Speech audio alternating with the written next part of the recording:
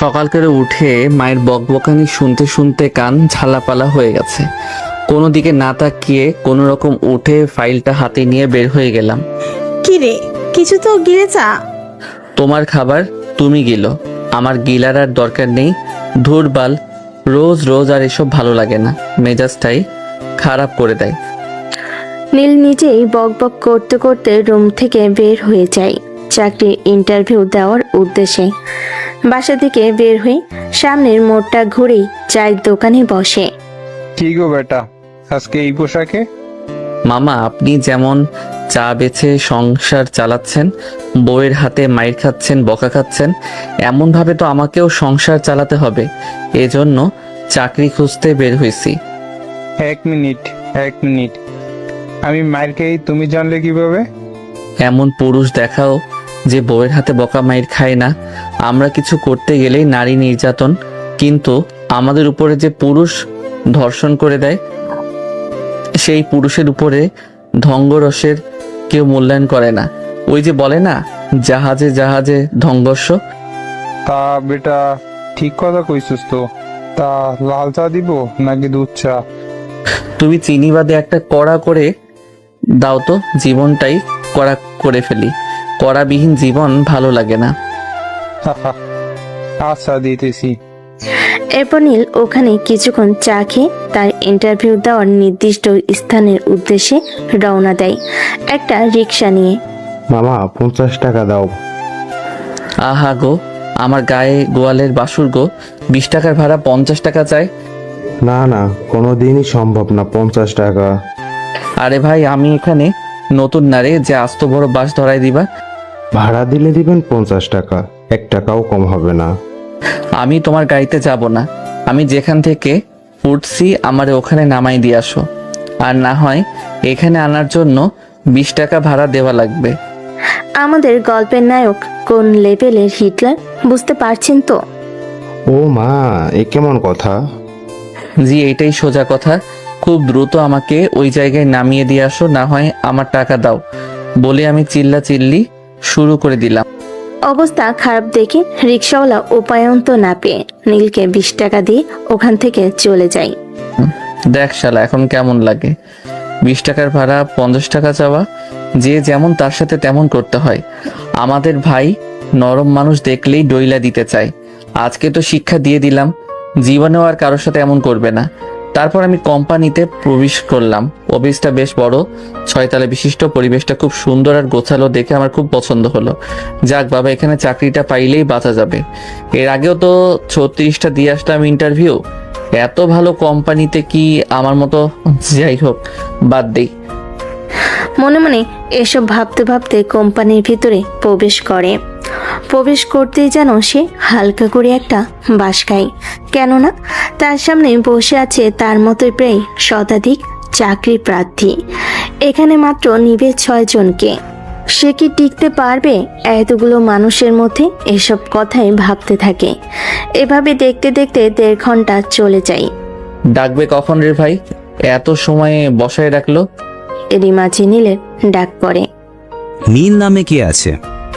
জি, আমি আছি। তো এখানে কি করছেন? ভিতরে যান, আপনার ডাক পড়ছে। তারপর আমি ভয়তে রুমের মধ্যে প্রবেশ করলাম। রুমের মধ্যে ঢুকে আমি যেন 1000 ভোল্টের বৈদ্যুতিক শর্ট খেলাম। আমার সামনে আমার চিরচেনা এক্স বসে আছে। ও আমার দিকে তাকাতেই, কিরে, তুই এখানে কি করিস? ওরে জন্ডিস, তুই আমার পিছনে পিছনে এখানে চলে আসছিস আমার চাকরি খাইতে? মাই ডিয়ার জন্ডিস, আমি এখন ইন্টারভিউ দিতে আসছি। আমার তো এখনো চাকরি হয়নি। যাওরা চিটার রে, তোর মতো হারামিরে কে চাকরি দিবে? দেখছস কত বড় অফিস আমার বাবার কোম্পানি। আরে চিটার রে, তুই না বলতি ক্যাম্পাসে থাকাকালীন তোর বাবা বাদাম বিক্রি করে? তোর মতো লোভী ফকিন্নি না রে আমি বলি আমার বাপের এত এত জিনিস আছে, আর জিনিসের লোভে আমাকে ভালোবাসিস, তা হবে না রে ছোট লোক। Same to you. আহারে নির্লজ্জ বেহায়া ছোট লোক মার্কা জন্ডিস, তুই ভাবলি কি করে তোরে এই আটা ময়দা মাখা বাদরের লেজের মতো সাদা ফকফকা চুল এইরকম একটা জঘন্য মার্কা মেয়ের সাথে আমি, তাও টাকার জন্য? এরা কখনো সম্ভব, কখনো না। তুই আগের মতো এখনো জাউরা আছিস রে? তুই ভাবলি কি করে তোর মতো ছোট লোক রে? তোর সাথে আমার কথা হবে আই টু আই কন্ট্যাক্ট। আশেপাশে দুইটা লোককে বের হতে পারো। ওরা বের হবে কেন? যা বললাম তাই করো, কাজ আছে। আপনি একটু বাইরে যান তো, তারপরে দেখতেছি। যারার কথাই আশেপাশে সবাই বাইরে চলে যায়। কথাটা শুনে ইন্টারভিউ রুমে সবাই বাইরে চলে যায়। বাইরে গিয়ে বলতে থাকে নিজেদের মধ্যে, শফিক সাহেব, ওই ছেলেটার কত বড় সাহস, ম্যামের সাথে এইভাবে কথা বললো। কথা বলা দেখে বুঝলেন না তার সাথে ম্যাডামের সামথিং সামথিং? কথাটা একেবারে ভুল বলেননি। হ্যাঁ, অবশ্য তা ঠিক। ওইদিকে সবাই বাইরে যেতেই এখন তোকে আর গ্রহণ করার কোনো জায়গা নেই। অযথা উল্টাপাল্টা কথা কবি তো থাপ্পড় খাবি। দোস্ত, গার্লফ্রেন্ড, বউ, এক্স গার্লফ্রেন্ড, যাই বলিস ভাই, তোর হাতে দুইটা জড়াই ধরি। আমার এই চাকরিটা দে ভাই, আমার চাকরিটা খুব প্রয়োজন। এত সময় যে মানুষের মধ্যে পটর পটর করছিলি, সেটার কি হবে? বাইরের মানুষের কাছে আমার একটা প্রেস্টিজ আছে না? তুই তো আমার বেস্ট ফ্রেন্ড একটা সময়, তারপরে কেমনে কি গার্লফ্রেন্ড এটা ওইটা হলো, তা না হয় বাদই দিলাম। তোর মতো নির্লজ্জ আমার এখানে চাকরি নাই। এমন করিস না রে, শোন, এমন করিস না রে, আমার যৌবনের কসম, আমার চাকরিটা খুবই দরকার ডার্লিং। কি কইলি একটু আগে? আমি তোর কোন জন্মের ডার্লিং লাগি রে? Sorry my mistake. দেখতে দেখতে পাসপোর্ট 6 ইঞ্চি এরকম ফর্সা কালারের সুদর্শন ছেলে আর কি পাবি? তুই এরকম বডি বিল্ডার, বডিটা দেখবি তো একটু দেখাই। ভাই, তোর মধ্যে কি কোনো লজ্জা নেই? তোর তো গন্ডারের চামড়া। তোর যতই অপমান করিস, দাঁত কেলিয়ে ভ্যা ভ্যা করে হাসিস। তোর দাঁতের গুষ্টি কিলাই। আমিও সত্যি কষ্ট পাই, মাঝে মাঝে অনেক কষ্ট পাই। কিন্তু তোরে দেখলে তো মনে হয় না তুই কষ্ট পাস।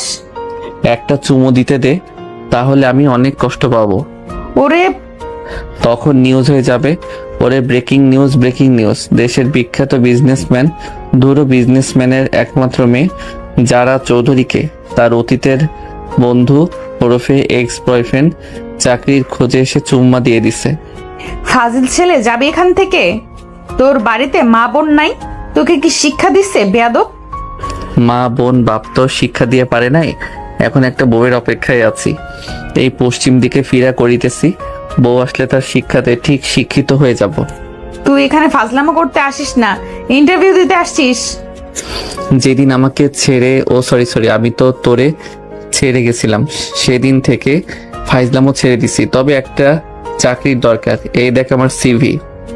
যত যাই বলিস, আমাদের এখানে তোর চাকরি নাই। তাহলে কি আমাকে দক্ষিণ দিকে ফিরে চলে যেতে বলতেছো সোনা? খবরদার সোনা নামে বলবি না, একদম তোর মুখ দিয়ে যেন না বের হয়। তাই নাকি? কথাটা বলেই সিভি আমি ওর দিকে ছুঁড়ে মারলাম, তারপর দিলাম এক দৌড়ে সোজা অফিস থেকে বের হয়ে গেলাম। সিভির ওইগুলো ফটোকপি করা আমার, তাই ওইগুলো ওখানে রেখে আসলে আমার আহামরি সমস্যা হবে না। জানি চাকরিটা হবে না, এত জায়গায় ঘুরলাম, একটা চাকরি পাইলাম না। আর আমার চিরচেনা শত্রু আমাকে চাকরি দিবে, ওর সাথে কি অন্যায় করেছি আমি? ও এত নিষেধ করার পরও ওকে ছেড়ে চলে গেছি, তারপরে চাকরি ওর কাছে চাইলেও আমাকে দিবে ও? তা কখনো সম্ভব না। জানি না ওর সাথে আর কখনো দেখা হবে কিনা, তবে যেটুকু সময় দেখা হলো ইচ্ছে করে ফাইজলামও করতেছিলাম। তারপরে নীল ওখান থেকে সোজা তার বন্ধুদের আড্ডায় চলে যায়। এই দেখ সবাই আবারও আজকে কোটটাই পরে আসতে। শালারা ফাজলামও করবি না? তা ময়না পাখি, আজকে কত জায়গায় ঘুরলা একটা চাকরির জন্য? আরে একটা অফিসে গেছিলাম, ভাবছিলাম যে এই জায়গায় চাকরি হলে বেশ ভালোই হতো।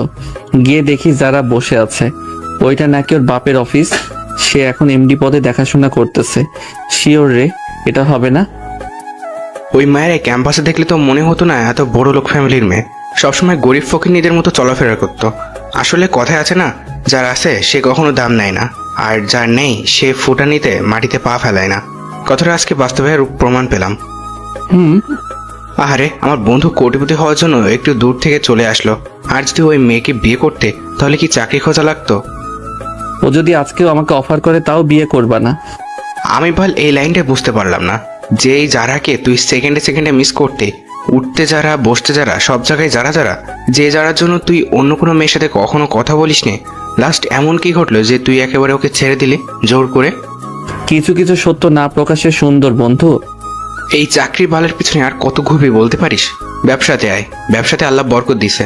এই 2 বছর তুই শুধু চাকরি খুঁজে যাচ্ছিস, আর এইদিকে আমাকে দেখ, একটা কফি শপ থেকে 3টা বানিয়ে ফেললাম। মাস গেলে বসে থেকে থেকে এখন টাকা, যে কোনো একটা বিজনেস ধর। কথাটা ঠিক বলছস, কিন্তু কি? বাদ দে না ভাই, পরে দেখা যাবে।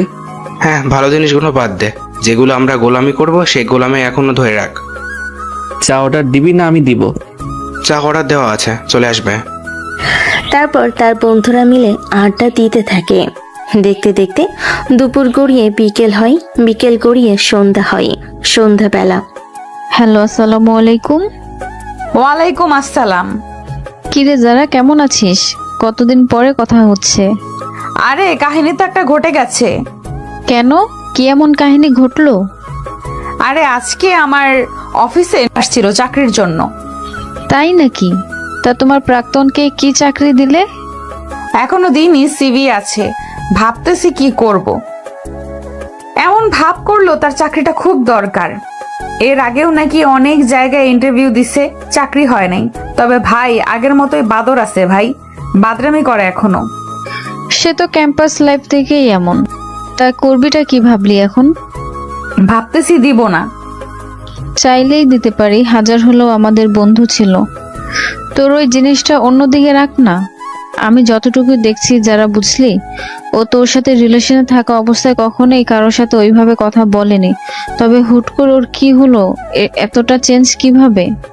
আরে এই কথা তো আমার মাথাতেও ঢুকে না রে। এই ছেলে আমি বলতে পাগল ছিল, সে এতটা চেঞ্জ কিভাবে হলো? হয়তো ভিতরে কিছু আছে, আমরাই জানি না। তা ঠিক, কথায় আছিস। চট্টগ্রাম শ্বশুর বাড়িতে। হ্যাঁ, জামাই নিয়ে সুখে সংসার কর। আমাদের জামাই তো নেই, আর সংসার তো দূরের কথা। বিয়ে করে নে, তাহলেই তো জামাই পেয়ে যাবি। অন্য ছেলের উপরে তো ফিলিংস আসে না। যার উপরে আসে তাকেই না হয় আবার কর।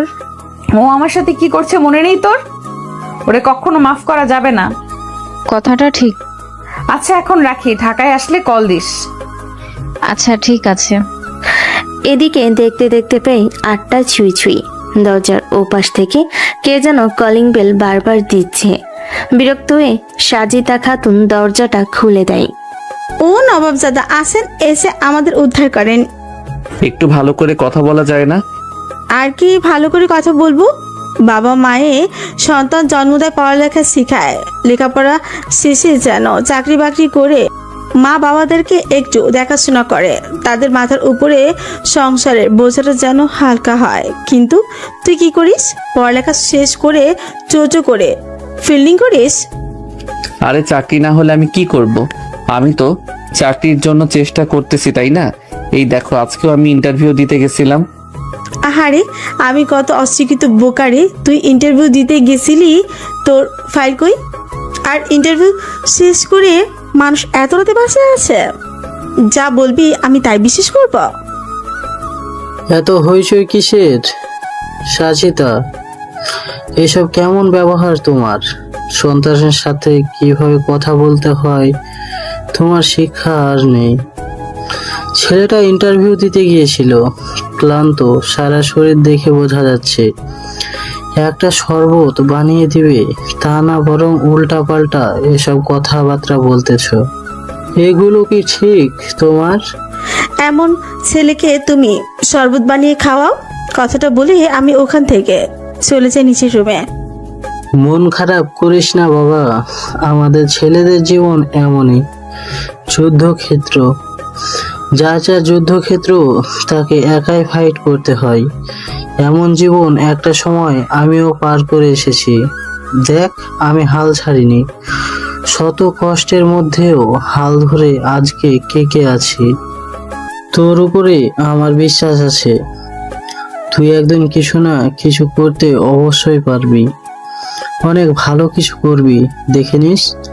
তবে সময় লাগবে একটু বেশি, অথবা এখন লাগতেছে।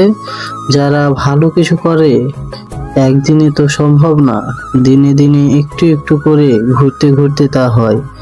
আশাহত হওয়া যাবে না কখনো, একদিন ঠিক সাকসেসফুলের মাথায় তুই থাকবি।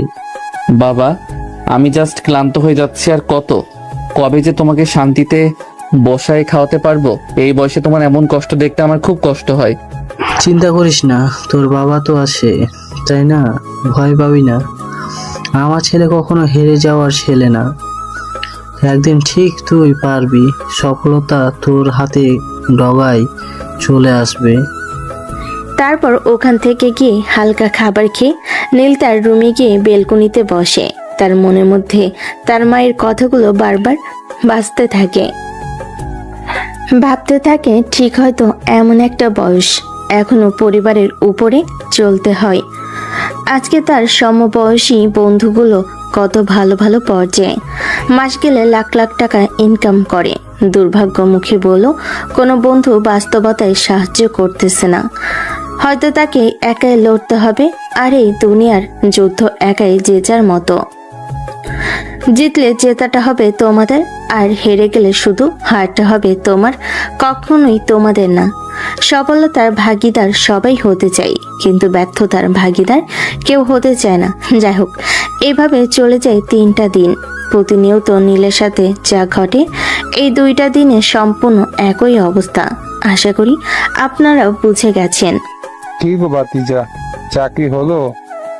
চাচা, এখন পর্যন্ত না, তবে ভাবতেছি তোমার পাশে একটা চায়ের দোকান দিব, তোমার ব্যবসার লাল বাতি ধরবে। না গো বেটা, এই কাজ করো না, আমার পরিবার না খেয়ে মরবে। তাহলে আমার চুল পাকাওয়ালা চাচা চাকরি পেলে তোমাকে জানাবো না? অবশ্যই জানাবো, তবে কাটা গায়ে নুনের ছিটা কেন দাও?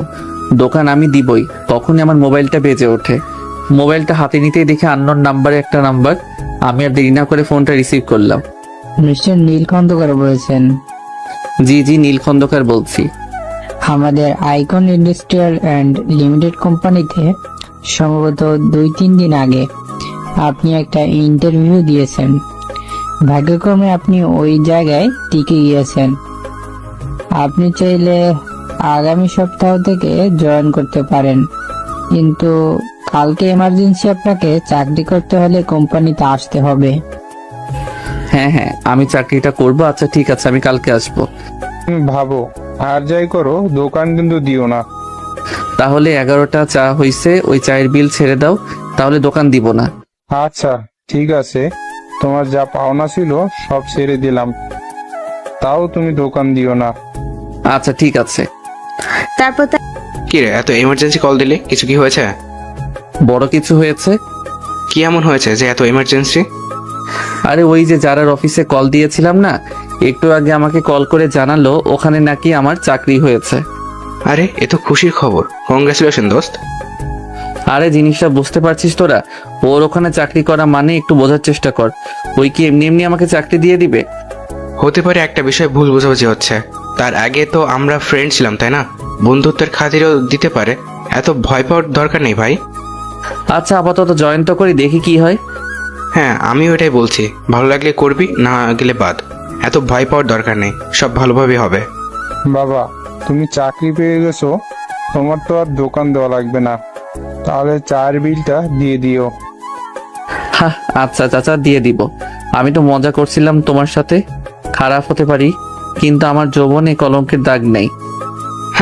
শালা, তুই একটা জিনিস রে মামা। আদা পটল যাই আছে ওইসব বাদে সবকিছুই ধরতে পারিস।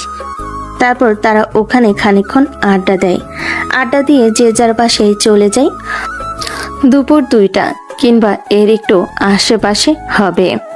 কি রে ভাইয়া, এত সকাল সকাল বাড়িতে ফিরলি যে? কেন আগে আসতে পারি না? যে ভাইয়া আমার সন্ধ্যার আগে বাড়িতেই ফেরে না, সে ভাইয়া আমার এত সকালে বাড়িতে? বোন, তোর ভাইয়ের চাকরি হয়ে গেছে। কি বলিস, সত্যি নাকি? পরশুদিন একটা ইন্টারভিউ দিলাম না, ওখানে চাকরি হয়ে গেছে। একটু আগেই কল দিছে। স্যালারি কত ভাইয়া? এই ব্যাপারে কোনো কথা হয় নাই, কালকে গিয়ে সব কিছু কথা হবে। দাঁড়া, আমি সবাইকে বলে আসি এত খুশির খবর। মা, মা, ও মা। কি ব্যাপার, এত চিল্লাচিল্লি করতেছিস কেন? ভাইয়া তো চাকরি হয়ে গেছে। তাই নাকি? সত্যি? হ্যাঁ মা, পরশুদিন ইন্টারভিউ দিল না, ওই জায়গায় চাকরি হয়ে গেছে। হ্যাঁ বাবা বলো। কই আছো বাবা এখন? সেখানে থাকি বাবা, কাজে। আজকে থেকে তোমার আর কোনো কাজ করা লাগবে না। একই কথা, আমি কাজ না করলে পরিবার চলবে কিভাবে? বাবা আমার চাকরি হয়ে গেছে। কথাটা বলে নীল হাউমা করে কান্না করে ওঠে। এদিকে তার বাবা কান্না করে দেয়। আজকে কান্নার দিন না বাবা, আজকে খুশির দিন। আমি জানতাম একটা সময় আমার ছেলে পারবে। আজকে আমার থেকে খুশি আর কেউ নেই এই পৃথিবীতে। সবাইকে মিষ্টি খাওয়াতে হবে, তো দাঁড়া আমি এক্ষুনি মিষ্টি আনছি। আচ্ছা আস্তে আস্তে আসো, তাড়াহুড়ো করে না, দেখে শুনে আসবে, গাড়ি ঘোড়া। আচ্ছা বাবা তুই চিন্তা করিস না। নীল, কই তুই? নীল বাবা আমার। হ্যাঁ মা বলো। শুনলাম তুই নাকি চাকরি পেয়েছিস। তা মাকে কি একবার বলতে ইচ্ছে করে না? এখনই বলতে যেতাম না। নীলের মা নীলের কপালে একটা চুমু এঁকে দেয়। এই না হয় আমার ছেলে। আমি জানতাম আমার ছেলে একবার না হলেও 10 বারের বার পারবে। তোকে নিয়ে গর্ব করি বাবা। আমার ছেলে, তুই আমার ছেলে। সারাদিন রোদ থেকে আসছিস, দাঁড়া এক গ্লাস শরবত নিয়ে আসি। নীলের মা রান্নাঘরে শরবত বানাতে চলে যায়। সোনিয়াও তার পিছনে পিছনে যায়। নীল বেলকুনিতে এসে বেলকুনি রড ধরে সূর্যের দিকে তাকায়। সূর্যের আলো তার গায়ে কেমন যেন ঝলসে দিচ্ছে। হাতে পায়ের পশম খাড়া হয়ে যাচ্ছে। আরান মনে মনে ভাবতে থাকে, পৃথিবী কতই অদ্ভুত। 2 দিনের ব্যবধানে একই সম্পর্ক, আকাশ পাতাল পার্থক্য। সবাই সাফল্য ছেলে খোঁজে, কিন্তু ওই ছেলেকে সাফল্য করা পর্যন্ত তার পাশে থাকে না। আমার নিজের মা আজকের এই ব্যবহারটা যদি আগের দিনগুলোতে পারতাম, তাহলে আমাকে অঝরে এতটা কাঁদতে হতো না। আসলে এই পৃথিবীর নির্মাণ খেলা, যেখানে সাফল্য ছেলে ছাড়া পরিবারও গ্রহণ করে না। বিয়ে করতে গেলেও সফলতা, পরিবারের কাছে সফলতা, সমাজের কাছেও সফলতা। শুধু একটা মাত্র জায়গায় সফলতা লাগে না। তবু তিনি চোখ দিয়ে দেখতে দিচ্ছেন, মুখ দিয়ে খাইতে দিচ্ছেন, নাক দিয়ে নিঃশ্বাস নিতে দিতেছে, কান দিয়ে শুনতে দিতেছে, সবকিছু বোঝার মতো মস্তি করতেছে। সারা শরীরে অঙ্গের রক্ত চলাচল করতেছে, হার্টবিট নড়তেছে সেকেন্ডে সেকেন্ডে। যে ফুসফুস 1 মিনিট বন্ধ হলে মানুষ বাঁচতে পারে না, তার রহমতে দিনের পর দিন একটানা নড়ে যাচ্ছে। 2টা হাত দিয়েছে, 2টা পা দিয়েছি, তবুও আমরা তাকে স্মরণ করি না, তার অস্তিত্বকে অস্বীকার করি। তাকে দিন শেষে একবার নামাজে বসে ভালোবাসি বলতে পারি না। আমরা কতটা অধম জাতি। হে করুণাময় আল্লাহ, আমাদের এই অধমতা থেকে তোমার প্রতি সফলতা দান করো, আমাদেরকে মাফ করো। ওই দিন বেশ সকাল সকাল আমি উঠে পড়ি, কেননা আজকে প্রথম দিন দেরি হলে চাকরির 12টা বেজে যাবে। কি রে ভাইয়া, এত তাড়াতাড়ি আজকে? বুঝতে তো পারছিস, প্রথম দিন দেরি করলে যদি আবার সমস্যা হয়। যে ভাইয়া কখনো 11টা 12টার আগে ঘুম থেকেই উঠতো না, সেই ভাইয়া সকাল 7টায় উঠে পড়েছে। প্রয়োজনের খাতিরে অনেক কিছু জীবনে পরিবর্তন করতে হয়। বুঝতে পারলাম। চল ফ্রেশ হয়ে টেবিলে আয়, খাবার রেডি। এত সকাল সকাল আমার জন্য কে করলো? কেন আম্মু? জি আম্মু। সকাল সকাল তো দূরের কথা, 11টা 12টার দিকে খাবার দিতে চাইতো না সে, এখন এত তাড়াতাড়ি? অতীতের কথা ভুলে যেত ভাইয়া, যা হয়েছে তো হয়েছে। এখন আবার নতুন করে মন খারাপ করিস না। আম্মু একটু বেশি খারাপ ব্যবহার করতে তোর সাথে, ওসবের জন্য আম্মুকে মাফ করে দে। দূর পাগল, এই জন্য কি কেউ বলে? আমি কিচ্ছু মনে করিনি, হাজার হলেও তো আমার মা, তাই না? আমায় না, বল আমাদের। আচ্ছা বাবা, তোর কথাই ঠিক হলো। তারপর আমি সোনিয়ার সাথে গল্প করতে করতে খাবার টেবিলে বসে খাবার খেতে বসলাম। তখন কোথা থেকে দেখলাম আব্বু আম্মু আসলো। এসে আমার প্লেটে এটা ওইটা বেড়ে দিতে লাগলো। আমি কোনো কথা না বলে চুপচাপ খেতে থাকলাম। আসলেই ভালোবাসা পেতে হলে আমাদের ছেলেদের টাকার কোনো বিকল্প নেই। টাকা আমাদের লাগবেই। ও আমার পরিচয়, এখনো তো তা হলো না। ইতিমধ্যে আপনারা বুঝে গেছেন আমি আমার ছোট্ট একটা বোন, মা, এই নিয়ে সংসার। আমাদের জীবন। ছোট্ট বোনটা এখন ক্লাস 8-এ পড়ে, আর আমি গ্র্যাজুয়েট শেষ করে 2টা বছর চাকরির দুয়ারে দুয়ারে ঘুরতেছিলাম। পরিশেষে কোনো রকম একটা চাকরির ব্যবস্থা করতে পারি। কিভাবে পারি আপনারা তো বুঝতেই পারছেন। আপনাদের সাথে কথা বলতে বলতে খাবার শেষ করে অফিসের উদ্দেশ্যে একটি গাড়ি নিয়ে রওনা দিলাম। ও বলা বাহুল্য, আমার নিজস্ব গাড়ি না থাকে, সবসময় ভাড়ার গাড়িটাই যাতায়াত করি। কিছু সময়ের মধ্যে আমি নির্দিষ্ট লক্ষ্যে পৌঁছে গেলাম। সাদা কালারের শার্ট, কালো টাই এবং কালো কোট এবং কালো কালারের প্যান্ট, কালো কালারের শুজ। মাথাটা খুব সুন্দরভাবে আশ্রানো, হাতে কালো কালারের একটা ঘড়ি। সব মিলিয়ে নীলকে একেবারে অসাধারণ লাগছিল বলা বাহুল্য। তারপর নীল খানিকটা নার্ভাস ফিল করতে লাগলো। নার্ভাস অবস্থা আস্তে আস্তে গুটি গুটি পায়ে অফিসের মধ্যে প্রবেশ করলো। কে আপনি? আমার এখানে কালকে চাকরি হয়েছে, আজকে আমার জয়েনিং ডেট। ম্যানেজারের রুমটা কোন দিকে? ও আচ্ছা, সালাম স্যার, আমি এখানকার পিয়ন। যে কোনো সমস্যায় আমাকে পাশে পাবেন, আমাকে নির্দ্বিধায় বলতে পারেন। ও আচ্ছা, ঠিক আছে। তারপরে নীল নির্দিষ্ট কক্ষের দিকে রওনা দিল। খানিকক্ষণ পর সে পৌঁছেও গেল। ভিতরে আসবো স্যার? Yes, coming. আমি নীল বলছিলাম যে কালকে আমাকে চাকরিটা দেওয়া হয়েছে, আজকে আমার জয়েনিং ডে। ও আচ্ছা, তুমি সেই নীল। ম্যাম তোমার কথা বলেছে আমায়। তোমার কেবিনটা ম্যামের কেবিনের ঠিক পাশে পড়েছে। পাশে যা আউটডোর আছে না, ওর সাথে যে ডেস্ক, ওখানে তোমার। কিন্তু স্যার, যেই দিন আসার সময় ইন্টারভিউ আমি দিয়েছিলাম, ওই দিন তো এখানে কোনো ডেক ছিল না। কোথায় কখন কি থাকবে আর থাকবে না সেটা তোমার দেখার বিষয় না। Yes sir. তোমার কাজ ম্যাডাম বুঝিয়ে দেবে। আচ্ছা। নীল বিড়বিড় করে বলতে বলতে তার ডেস্কের দিকে যেতে থাকে। শালা খাটাস কোথাকাররা, সবগুলোই শালা 2 নাম্বার। বুদ্ধি করে পেটিটার সামনে আমার ডেস্কটা দিছে যাতে আমাকে জ্বালাতে পারে। আমি কি এসব বুদ্ধি বুঝি না? সবই বুঝি। তবে তুমি নীলকে চিনো না মনা, একেবারে জায়গা মতো সিল মেরে দিব। আহা হা হা হা।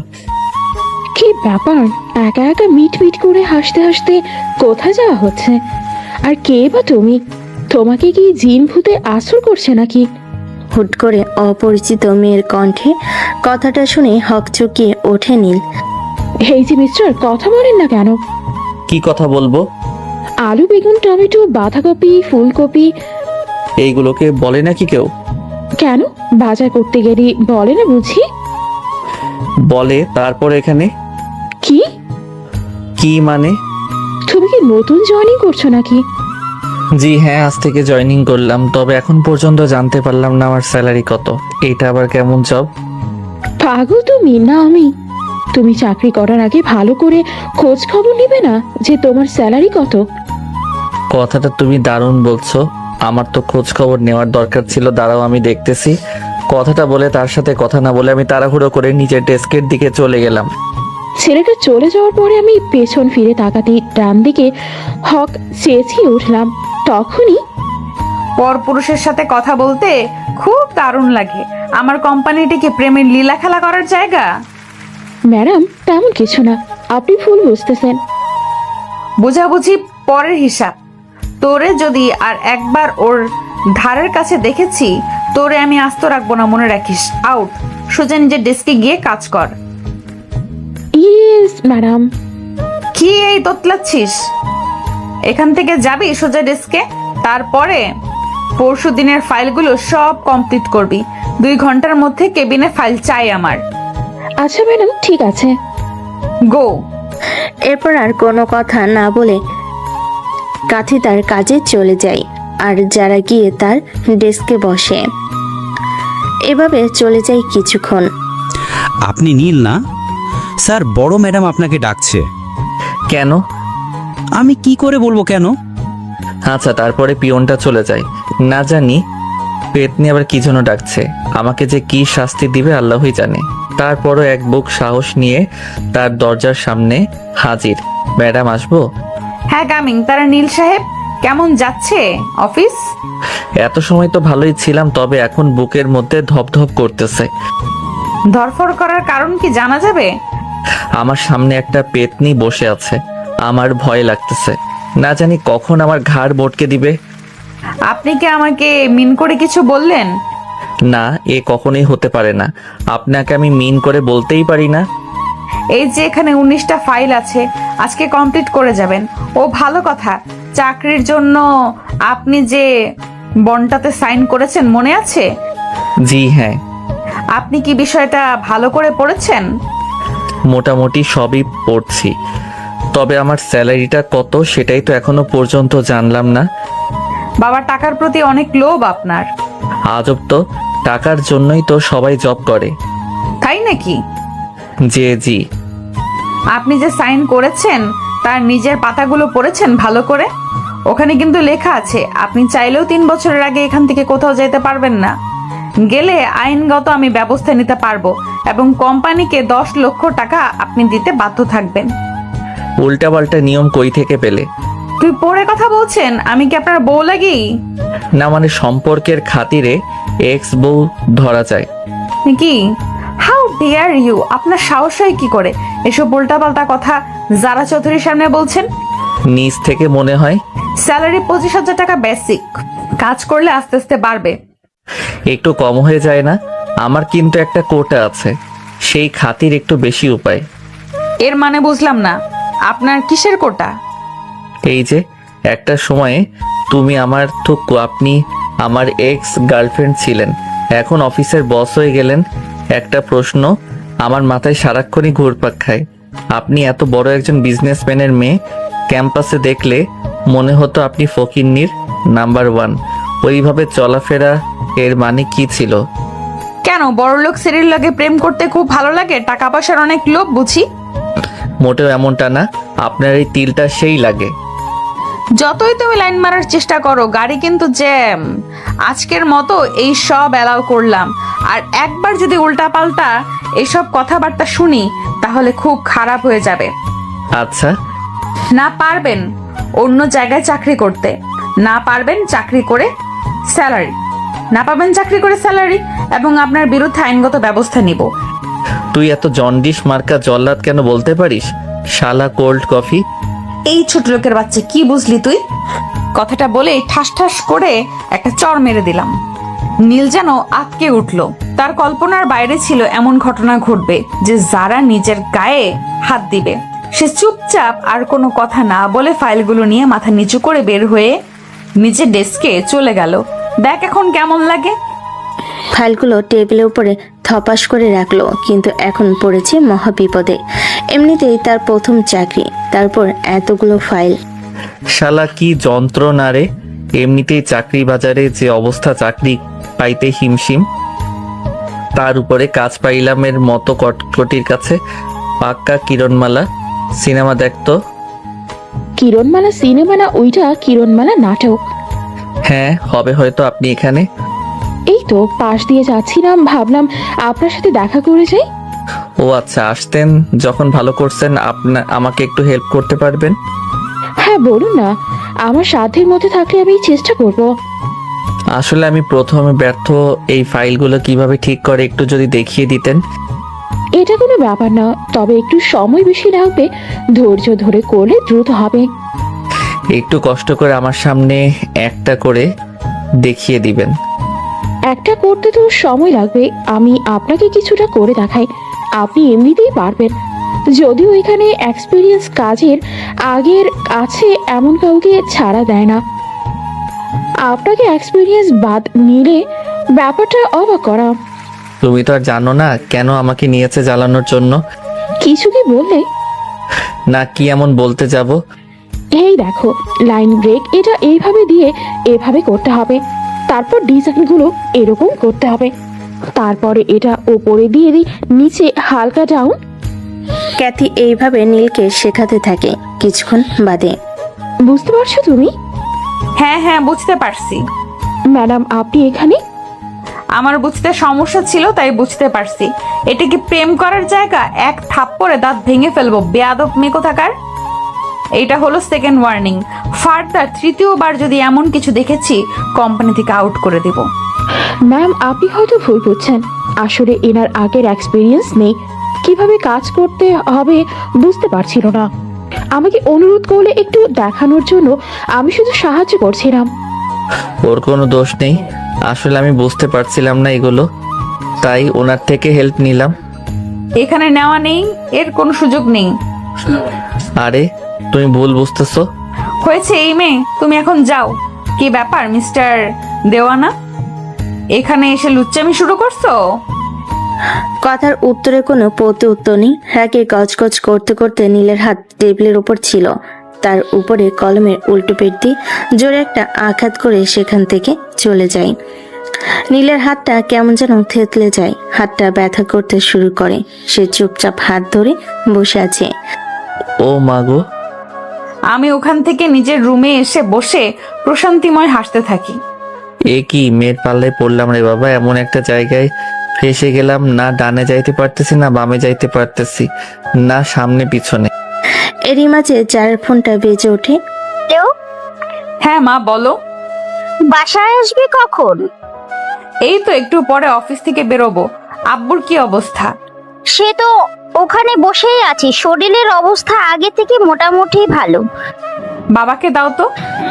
এই নাও, তোমার মেয়ের কথা বলবে। হ্যাঁ মা বল, অফিসের সব ঠিকঠাক আছে? হ্যাঁ, সবকিছু ঠিকঠাক ভাবে গুছিয়ে রাখছি। তুমি কবে ভালো হবে বলো তো? অফিসের এই প্যারা, এত সব দেখাশোনা আমার জন্য কষ্ট হয়ে যাচ্ছে। কিছু করার নেই মা, আমি যতদিন সুস্থ না হচ্ছি ততদিন তোকেই দেখতে হবে। এখনকার মানুষের উপর বিশ্বাস নেই, বুঝিসই তো। তা অবশ্য ঠিক। তাহলে ফোনটা রাখো, একটু পরে বের হওয়ার সময় কল দিচ্ছি। এভাবে দেখতে দেখতে দুপুর পেরিয়ে বিকেল। ম্যাডাম ডাকছেন। দ্রুত ওই নতুন যে জয়েন করেছে না নীল নামে, তার থেকে ফাইলগুলো নিয়ে এসো। 1 মিনিট তাকেই দিয়ে যেতে বলো। আচ্ছা ম্যাডাম। তারপর আমি ম্যাডামের ওখান থেকে গিয়ে নীল স্যারের কাছে গিয়ে বললাম, স্যার আসবো? হ্যাঁ বলো। ম্যাডাম সমস্ত ফাইল নিয়ে আপনাকে তার ক্যাবিনে যেতে বলল। আচ্ছা ঠিক আছে। নীলের একটা হাত পুরো ব্যথাতে অবস্থা খারাপ, কোনোভাবে ফাইলগুলো ধরে যারা কেবিনে পৌঁছায়। কি ব্যাপার, মাত্র 6টা ফাইল কেন? বাকিগুলো কোথায়? আসলে আমার হাতের অবস্থা ভালো না, তাই দ্রুত কাজ করতে পারিনি। বাকি ফাইলগুলো কালকে দিব। কখনোই সম্ভব না, রাত্রের ডকুমেন্টস গুলো সাবমিট করতে হবে। কোনো ফাঁকিবাজি আমার অফিসে চলবে না। সবার ছুটি হয়ে গেলেও তুমি থাকবে। কাজ শেষ করে রাত 10টা বাজুক 1টা বাজুক তাতে আমার যায় আসে না। কাজ শেষ করে বাসায় যাবে। যারা করুণভাবে নীল যারাকে ডাকলো। যারা এই সকল ভাবভঙ্গিময় কোনো কাজ হবে না, ফাইলগুলো শেষ করে তারপরে যাবে। আচ্ছা ঠিক আছে। আর কোনো কথা না বলে সে চুপচাপ ফাইল নিয়ে গিয়ে কাজ করতে থাকে। আর এদিকে যারা অফিস থেকে বের হয়ে তার বাসার উদ্দেশ্যে রওনা দেয়। কিছুক্ষণ বাদে যারা বাসায় পৌঁছে যায়। অন্যদিকে ফাইলগুলো দেখতে থাকে নীল। তার ফাইলগুলো শেষ করতে করতে রাত 10টা বাজে। এরপর সব ডকুমেন্ট জমা দিয়ে অফিস থেকে বের হয়ে যায়। তার পিঠটা যেন লেগে গেছে, কিছুতে হাঁটতে পারছে না। সে কখনো একটা না এতক্ষণ বসে থাকেনি। কিছুটা হেঁটে বন্ধুদের আড্ডাখানে চলে যায়। অন্যদিকে কিরে কি অবস্থা তোর? আরে অবস্থা ভালো না, একদিকে আব্বুর অসুস্থতা, তার উপরে অত বড় অফিস সম্পূর্ণ আমাকে দেখাশোনা করা লাগছে। আঙ্কেল ঠিক সুস্থ হয়ে যাবে, এখন তুই ছাড়া তো আর কোনো ছেলেও নেই যে তার উপরে দায়িত্ব দিবে। সেটা ব্যাপার না, ব্যাপার হচ্ছে ওই নীল আমার অফিসে চাকরি করে। কবে জয়েন হলো? আরে আজকে ফার্স্ট। ওকে চাকরি দিলি? আমার মতে ওকে জবটা না দেওয়াই উচিত ছিল। মনে আছে ক্যাম্পাস লাইফে এমন কি নাই যে করে নাই? হাত পা জড়িয়ে ধুলি সবার সামনে, তারপরও বিন্দুমাত্র মায়া দয়া কাজ করেনি তার। ওর চাকরিটা দিয়েছি শুধু প্রতিশোধ নেওয়ার জন্য। এখন কিভাবে কি করব তাই বল। প্রচুর পরিমাণ কাজ দিই, এত পরিমাণ কাজের চাপ দিই, পলাই সব করে ফেলে। একটু আগে ওয়ার্ড বয় ফোন করে আমাকে বলল যতগুলো ফাইল দিছি ওর শেষ করতে করতে সারা রাত লাগার কথা, 10টার মধ্যে কমপ্লিট করে দিচ্ছে। আরে এইভাবে সাইজ করা যাবে নাকি? ওকে সাইজ করতে হলে অন্যভাবে মারবি। শোন, এমন এমন করবি। তোর মাথায় এত বুদ্ধি কিভাবে আসে? দেখতে হবে না বন্ধু টাকার? হাজার হলেও ও একটা সময় না একটা সময় তোকে ভালোবাসতো। ওর সামনে যখন এগুলো ঘটবে অবশ্যই কষ্ট পাবে। দারুণ আইডিয়া দিছিস। কি রে ভাইয়া, তোর শরীর চোখ মুখের এই অবস্থা কেন? দিন দিন কেমন হয়ে যাচ্ছিস? আগে তো এমন ছিলি না। ও তেমন কিছু না রে বোন, কাজের প্রেশার তো, তাই আস্তে আস্তে অভ্যাস হয়ে যাবে। তোর চুলের অবস্থা দেখেছিস কি পরিমাণ চুল পড়ছে? সমস্যা নাই, ঠিক হয়ে যাবে। সত্যি করে বলবি ভাইয়া, তোর কি হয়েছে? কাজের চাপে কখনো কারো চুল পড়ে না, চোখের নিচে কালো দাগ না হয় মানলাম ঘুমের জন্য, কিন্তু ওরে আমার পিচ্চি বোন, তোর ভাইয়ের কিচ্ছু হয়নি। নতুন চাকরি তো আগে কখনো তেমন করা হয়নি, তাই একটু কষ্ট হয়ে যাচ্ছে আর কি। দিন দিন অভ্যাস হয়ে যাবে। আচ্ছা থাক, আমার অফিসের দেরি হয়ে যাচ্ছে। আমিও স্কুলে যাব, যাওয়ার সময় আমাকে নামিয়ে দিয়ে যা। আচ্ছা চলো, যাওয়ার সময় তোকে নামিয়ে দিয়ে যাচ্ছি। আচ্ছা। তারপর নীল সিদ্ধার্থকে তার স্কুলে নামিয়ে দিয়ে সে তার অফিসে চলে যায়। অফিসে ঢুকতে গেটে ক্যাথির সাথে দেখা। কারোর জন্য কি ওয়েট করছিলে? হ্যাঁ। ও আচ্ছা, তাহলে আমি যাই। ওয়েট করা মানুষ তো চলে আসছে, এই যে আপনি। ও মা, এ কি কথা? কিন্তু কেন? ম্যাডাম তো আপনার সাথে আমাকে দেখলে তেরে বেগুনে জ্বলে ওঠে। আসলে আগামী সপ্তাহে আমার ভাইয়ের বিয়ে। এই নেন কার্ড, আশা করব অবশ্যই আপনি আসবেন। হ্যাঁ অবশ্যই যাব, কেন যাব না? তো চলুন এবার ভেতরে যাওয়া যাক। ওকে চলুন। এক মিনিট আপনি আগে যান, আমি পরে আসতেছি। একসাথে ঢুকলে সমস্যা হবে। আরে ভয় পাওয়ার দরকার নেই, যারা ম্যাডাম এখনো আসে নাই, আসতে এখনো তো দেরি আছে আপু। আপু? হ্যাঁ, কেন? না মানে আপনি তো আমার বোনই লাগেন, দেখতে আমার বোনের মতো একদম, মাশাআল্লাহ। আচ্ছা ভেতরে যাওয়া যাক। তারপর তারা দুজনে ভেতরে চলে যায়। এরপর এভাবে ঘন্টা দুয়েক চলে যায়। যে যার কেবিনে বসে কাজ করতে লেগে গেছে। প্রতিটা মানুষের জন্য আলাদা নির্দিষ্ট ডেস্ক বসানো, যে যার ডেস্কে বসে কাজ করতেছে। এভাবে আরো 2 ঘন্টা চলে যায়। ম্যাডাম আপনাকে ডাকছে। কখন আসছে উনি? এই ঘন্টাখানেক আগে। আচ্ছা আপনি যান, আমি আসতেছি একটু পর। তারপর আমি আর দেরি না করে যারা কেবিনের সামনে গিয়ে দরজায় যেই নক দিব, ওপাশ থেকে জোরে জোরে কণ্ঠ ভেসে আসতে লাগলো। বেবি, কালকে রাতটা সেই ছিল, তুমি 3 বার ফেললে। এখন যদি বাচ্চা এসে যায়? উফ, দারুণ ছিল। আবার কবে হবে আমাদের? তোমাকে যে কেন আগে থেকে পাইনি, তাহলে আমি প্রতিদিন সুখ নিতে পারতাম। কেন যে ওই আবালের প্রেমে পড়েছিলাম? কেন আগে আসলি না রে তুই? কেন আগে আসলে না তুমি? তোমাকে আজ আর আমি অসহায়। এখন না তোমার ওইটা দেখতে ইচ্ছে করছে, একটা পিক তুলে দাও। আমাদের বিয়ে হোক আর না হোক, দুজন দুজনের মতো মজা করে যাই।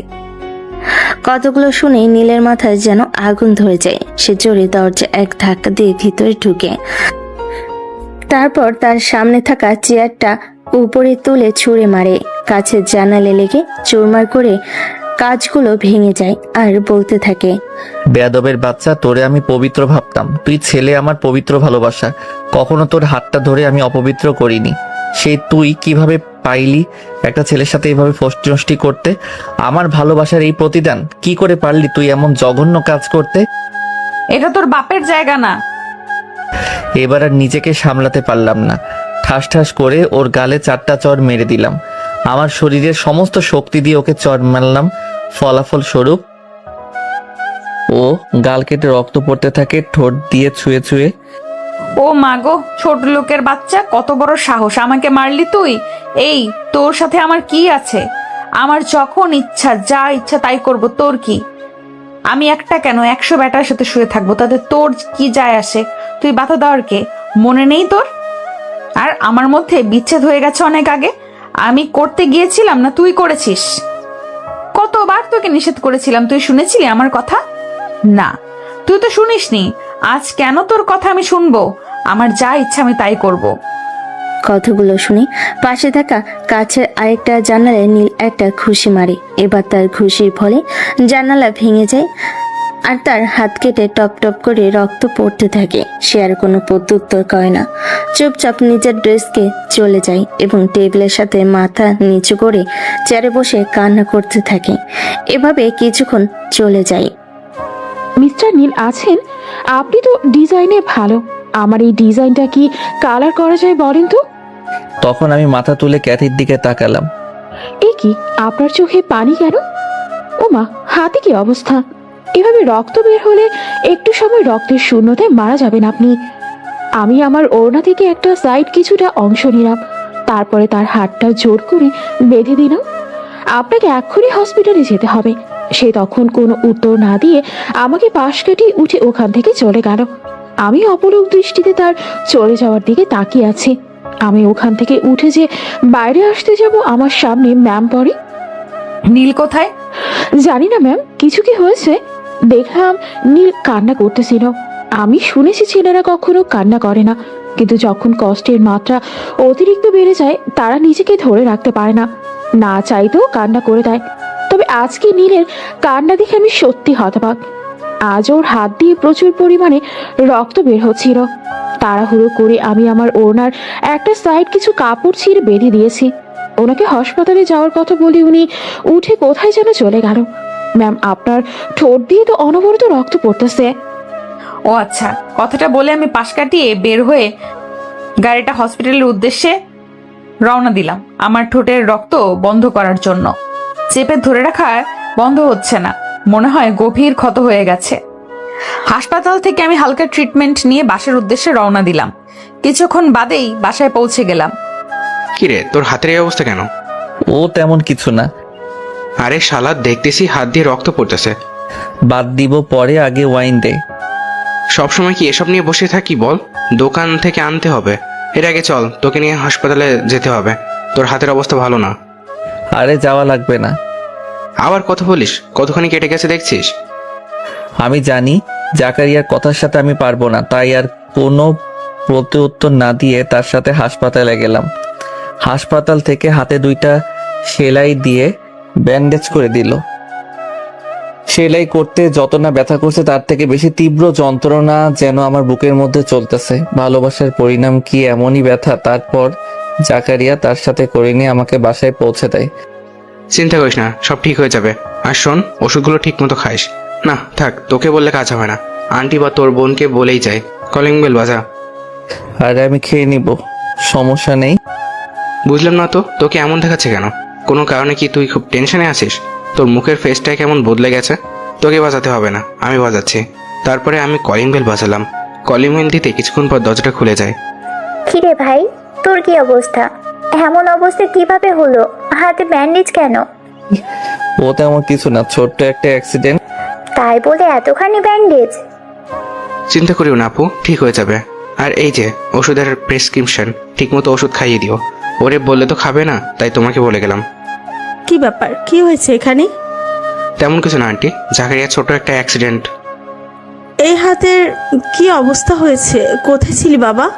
কিভাবে হলো? ইস, আমার লক্ষ্মী ছেলে রে, তোর জন্য আমার ভেতরটা পড়ে যাচ্ছে। এমন নাটক আর করার জায়গা পাও না। না, তোমার এই টাকার বিনিময়ে ভালোবাসা আমার খুব দরকার নাই। যতদিন একটা চাকরি ছিল না, 2 চোখের বিষ ছিলাম আমি। আর এখন যেই চাকরি হয়েছে আমার জন্য তোমার ভিতর পুড়ে যাচ্ছে। আমি লক্ষ্মী ছেলে, আরো কত কি লজ্জা করে না তোমার? তোমারে দেখলে আমার মেজাজটা খারাপ হয়ে যায়। বেয়াদব কোথাকার। আন্টির সাথে কিরকম ব্যবহার করছিস? এই থামবি তুই? কি থামবো বল, কি বাল থামবো বল? এই থামতে থামতে জীবনটা আমার থেমে গেল। কথাটা বলে রাগ করে আমি উপরে চলে আসলাম।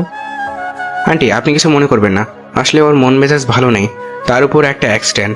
সব মিলে ও ডিপ্রেশন থেকে কি বলছে তার ঠিক নাই। না বাবা, আমি কিছু মনে করিনি। তারপর আমি ওখান থেকে চলে আসলাম। তারপরে বাসার দিকে রওনা দিলাম। জাকারিয়া চলে যায় তার বাসায়। এদিকে সিদ্রাতুল তার মাকে সান্ত্বনা দেওয়ার ট্রাই করতেছে। তার ছেলের এমন কথাগুলো যেন কিছুতেই হজম করতে পারছে না। তখনই কি হয়েছে রে, তোর মার এত মন খারাপ কেন? সিদ্ধাতুল সবকিছু তার আব্বুকে খুলে বলে। ঠিকই তো আছে, কেন ছেলে পেলের আর একটু সময় দেওয়া যায় না? সারা জীবন শুধু খোটার উপরে রাখবা? কাজ শেষ বয়সে তোমাকে মধুর মধুর কথা বলবে, তুমি আশা করো কিভাবে? লজ্জা করে না? ভাগ্য ভালো আমাদের ছেলেটা ভালো, আর একটু সময় দিতে তুমি কি ভুলে গেছো প্রতিনিয়ত ওর সাথে কি ব্যবহার করছো?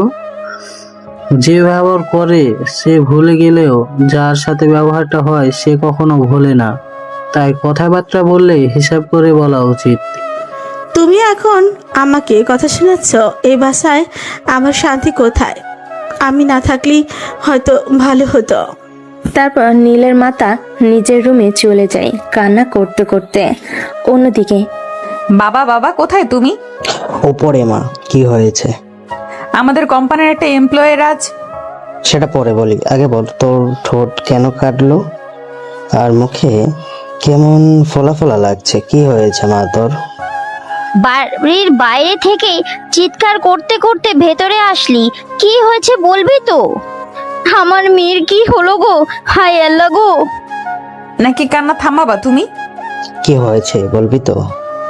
আমাদের কোম্পানিতে নতুন কিছু লোক নেওয়া হয়নি, ওখান থেকে একটা ছেলে আমার গায়ে আজকে হাত তুলেছে। কি? হ্যাঁ বাবা, আমি কি করতাম? এতগুলো মানুষের মধ্যে একটা মেয়ে। অফিসের মধ্যে আর কেউ ছিল না? এত এত টাকা মাসে বেতন দেওয়া হয় সবাইকে, কেউ কি এর প্রতিবাদ করেনি? সবগুলোকে বের করে দিব। কত বড় স্পর্ধা, আমার মেয়ের গায়ে হাত দেয়! জীবনে প্রথম শুনলাম কোনো কর্মচারীরা তার ম্যাডামের উপরে হাত তুলেছে। 1 মিনিট দাঁড়া তুই। শিকদার সাহেব পকেট থেকে ফোন বের করে কাকে যেন কল করে আর বলতে থাকে, ইন্সপেক্টর তরুণ, আপনি কোথায় এখন? আরে শিকদার সাহেব যে, কি মনে করে আজ আমাকে কল করলেন? কিভাবে সাহায্য করতে পারি আমি? কোথায় আছেন আপনি এখন? আমি তো থানাতেই আছি। একটা ছেলে আমার মেয়ের গায়ে হাত তুলেছে, ছেলেটাকে তুলে নিয়ে গিয়ে এমন ভাবে মারবেন যেন ভবিষ্যতে কারোর সাথে এমন করতে গেলে দুবার ভাবে। অবশ্যই শিকদার সাহেব, ছেলেটার ঠিকানা দেন। ঠিকানা জানিস না ওর? ওর ঠিকানাটা? ওর বাসার। এই নে ফোন, ঠিকানা দিয়ে দে ওর বাসার। আঙ্কেল, 3 ভাই 2 টাওয়ারের পাশে যে 2 তলা বাসা আছে না, ওপরের ফ্ল্যাটে থাকে। আঙ্কেল, ওকে তুলে আনা হলে আমাকে কল দিবেন, আমি ওকে একটু সাইজটা করতে চাই। ঠিক আছে। এভাবে চলে যায় ঘন্টা 3। 3 ঘন্টা পর ভাইয়া নিচে আয়, খাবার খেয়ে ওষুধ খাবি। আমার ডান হাত কাটা, কিভাবে খাবো? পাগল বোন আমার, চল। ভাইয়া শোন, আম্মুই না তখনকার ব্যবহারের জন্য অনেক কষ্ট পাইছে। তুই আম্মুকে একটু সরি বলে দিস। তখনই ব্যবহার করে আমারও মনের মধ্যে কেমন যেন করতেছিল। দেখি নিচেই তো চাল। তারপরে নীল আর তার বোন নিচে যেতেই দেখে তার মা বাবা প্লেটে খাবার বাড়তেছে। তখন নীল তার মায়ের কাছে গিয়ে 2টা হাত নিজের হাত দিয়ে জড়িয়ে ধরে বলতে থাকে, আম্মু, তখন আমার মন মেজাজ ভালো ছিল না, রাগের মাথায় কি থেকে কি বলে ফেলছি আমি নিজেই জানি না। আমাকে মাফ করে দাও আম্মু, এমন ব্যবহার আমিও চেষ্টা করব নেক্সট টাইমে না হয়। নীলের মা এবার কান্না করে ফেলে। না রে বাবা, আমারও দোষ আছে। পাশের বাসার ওই ভাবিদের কথা শুনে শুনে তোর উপর রাগ হতো, তাই রাগের মাথায় এটা ওটা বলতাম। আমাকে তুমি মাফ করে দিস রে বাবা, আমার এমনটা করা উচিত হয়নি। এ কি মা, তোমার চোখে পানি? আমি কিছু মনে করিনি। আগে যা হয়েছে ভুলে যাও। আর ওই ভাবি নাকি আমাদের ভালো চাই? বলো, আমরা একটু ভালো থাকলে তাদের হিংসা হয়, তারা জ্বলে পুড়ে যায়। যতটা পারবা তাদেরকে এড়িয়ে চলবা। এই প্রতিবেশী নামক ভাইরাসটা আমাদের সমাজে সর্বোচ্চ ছড়িয়ে গেছে। কথাটা তুই ঠিকই বলেছিস রে বাবা, খেতে পায়, খাবার পেরে দি। তারা যখনই একসাথে বসে খাবার খেতে যাবে তখনই কলিং বেল বেজে ওঠে। কলিং বেলের শব্দ শুনে এই সময় আবার কে আসলো? দাঁড়াও বাবা, আমি দেখছি। কথাটা বলে আমি গিয়ে দরজাটা খুলে দিলাম, কিন্তু আমি তো আমার চোখের সামনে যা দেখলাম তা দেখে যেন অবাক হয়ে গেলাম, কেননা আমার সামনে পুলিশ দাঁড়িয়ে আছে, 7 থেকে 10 জন। কোনো কথা না বলে জোর করে রুমের মধ্যে ঢুকে পড়ল। হুট করে রুমের মধ্যে এতগুলো পুলিশ ঢুকতে দেখে আমি যেন অবাক হয়ে গেলাম। আমি খাবার প্লেট রেখে উঠে দাঁড়ালাম। এখানে নীলকে? অফিসার আমি। আমাদের সাথে আপনাকে যেতে হবে। আমার অপরাধ? থানায় গেলে জানতে পারবে। সেন্ট্রি, হ্যান্ডকাপ লাগাও। আমি আপনাদের সাথে যাচ্ছি, কিন্তু খাবারের হাতটা হওয়ার সুযোগ তো দিবেন। কথাটা বলেই পুলিশ খাবারের জগ নিয়ে গিয়ে হ্যান্ডকাপটা পরানো দুইটা হাতের উপর ঢেলে দেয় পানি, আর জগ ভর্তি পানি সমস্ত ফ্লোরে গড়িয়ে পড়ে। এটা কেমন ধরনের ব্যবহার পুলিশ অফিসার? আমার ছেলে কোনো অপরাধ থাকলে আপনাকে বলতে হবে, প্রমাণ দিতে হবে এবং নিয়ে যেতে হবে। তারপরে এখানে আমরা যাই বলবো তাই হবে, কারো অর্ডারে আমরা চলি না। গাড়িতে তোলো। পুলিশগুলো নীলকে জোর করে ধরে টানা হেঁচড়া করে গাড়িতে তুলতে থাকে। নীলের মা বোন কিছুতেই যেন তার ভাইকে যেতে দিবে না, তারও এই দিক থেকে চাপটে ধরে আছে, কিন্তু এতগুলো পুলিশের সাথে পারে না। পুলিশ জোর করে ধরে থানায় নিয়ে যায়। কি গো, আমার ছেলেটাকে বাঁচাও, ও সাদাসিধে মানুষ, কোনো অপরাধ করতে পারে না, পুলিশ ওকে অন্যায়ভাবে জোর করে নিয়ে গেছে। আমার ছেলের উপরে বিশ্বাস এতটুকু আমার আছে, সে কোনো অন্যায় করতে পারে না, কিন্তু কি জন্য নিয়ে গেল সেটাই তো বুঝতে পারলাম না। কি এমন অপরাধ করেছে সে? বাবা, তুমি তাড়াতাড়ি উকিল ধরো আর কাউন্সিলরকে চাচাকে নিয়ে থানায় যাও, না হয় ওরা ভাইয়ের সাথে খারাপ কিছু করবে। এমনিতেই ওর হাতে এত বড় একটা অ্যাক্সিডেন্ট হয়েছে। কথাটা ভালো বলেছিস মা। তখনই কলিং বেল যেন বেজে ওঠে। জি, কে বলছেন? পুলিশ ম্যাডাম, আমরা তো ছোট লোককে ধরে এনেছি। পিটাতে থাকেন, আসতেছি। আচ্ছা, কিন্তু চিন্তা করেন না, টাকা পয়সা যা লাগে পেয়ে যাবেন, যত চান ততই পাবেন। তাহলে তো ম্যাডাম আর কোনো কথাই নেই, রাখি। কুত্তার বাচ্চা, তোর কত বড় সাহস, তুই আমার গায়ে হাত দিস এত মানুষের সামনে? আজকে তোর মজা বোঝাবো। অন্যদিকে কি ব্যাপার অফিসার, অন্যায়ভাবে আমাকে আটকে কেন রাখছেন? সোনা পাখি, পানিটা খেয়ে নেই, তারপর আসতেছি। তোমাকে গরম ডিম দেওয়া হবে। কত বড় সাহস, চৌধুরীর মেয়ের যারা চৌধুরীকে মারিস, তাও আবার একটা দুইটা না, চারটা থাপ্পড় এতগুলো মানুষের সামনে।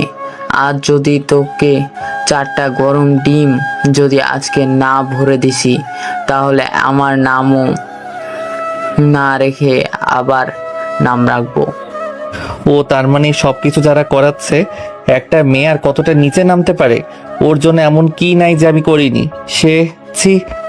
তারপর পুলিশ গিয়ে ফোনে কথা বলার সুযোগ না দিয়ে নীলের হাত পা চেয়ারের সাথে বেঁধে পেটাতে থাকে। মারতে মারতে একজন ক্লান্ত হলে আরেকজন মারতে থাকে। এরই মাঝে একটা বাড়ি নীলের হাতের কাটা জায়গায় বলে, ও মা গো, মা, মরে গেলাম, আমার জীবনটা বের হয়ে গেল, ও মা গো। দেখ শালা, এখন কেমন লাগে?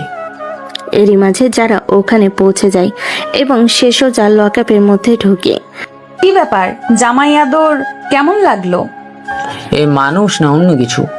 ম্যাডাম দেখেন, ওর উপর থেকে নিচ পর্যন্ত প্রত্যেকটা অঙ্গ প্রত্যঙ্গ মারতে মারতে থেতল করে দিছি। ওর হাত দিয়ে দেখেন কি পরিমাণ রক্ত পড়ছে। আপনারা বাইরে যান, ওকে আমি সাইজ তো করব। এই তোমরা সবাই আমার সাথে বাইরে চলো। কিন্তু ম্যাডাম? বাইরে ব্যাগের মধ্যে রাখা আছে, যা লাগে নিয়ে নাও। তারপর সবাই বাইরে চলে যায়। কুত্তার বাচ্চা, তোর কত বড় সাহস আমাকে থাপড়াস? এই নে। তারপরে ওর গালে আমি চরের উপরে চর মারতে থাকি। ঠিক কতগুলো থাপ্পড় দিছে আমি নিজেই জানি না। একটা সময় আমার হাত জ্বলতে থাকে, তখন আমি বন্ধ করে দেই। খেয়াল করে দেখি ওর মুখের একটা অংশ কালো রং ধারণ করেছে, রক্ত জমে। তখনও তার মুখে অনবরত হাসি লেগেই আছে। প্রিয় মানুষের থাপ্পড় অনেক ভালো লাগে। তখন আমি রাগ সামলাতে না পেরে পাশে থেকে একটা লাঠি নিয়ে সোজা ওর মাথায় আঘাত করি, কিন্তু আঘাত করতে এমন হবে কখনো বুঝতে পারিনি। আল্লাহ গো, কথাটা বলেই নীল চোখ বন্ধ করে ফেলে আর ওর মুখ দিয়ে অনবরত কলকল করে রক্ত বেরোতে থাকে। অবস্থা ভয় পাও দেখে তাড়াতাড়ি আমি পুলিশকে ডাকি। ম্যাডাম কি করছেন? মাথায় মেরেছেন কেন? জানেন না মাথায় মারলে ক্ষতি হওয়ার সম্ভাবনা থাকে বড়।